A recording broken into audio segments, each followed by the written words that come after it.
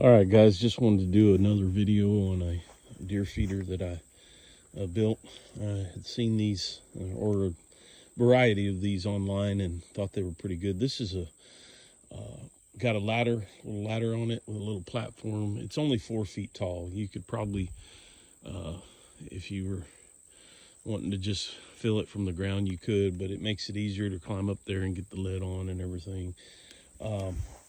Went with this design because I've had some where I welded the poles to the middle of the barrel, and actually I drilled and welded both, and I thought, you know what, they work but not that good, so I decided to build this one. It's built basically out of 1/8 inch steel. These are 1.5 square tubing, 1/8 inch thick. Some little flat bar gussets for the side, and then I think this is 1.25 inch angle all the way around.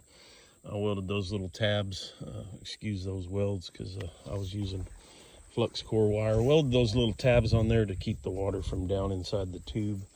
And then even on the bottom of them, I just filled it with corn, but I put some little plates on the bottom. So yeah, pretty happy with it.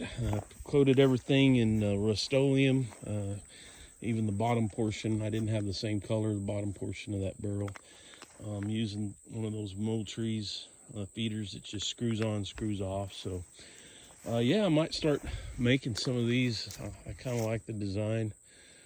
Just put it in service. So you guys let me know what you thought. Subscribe.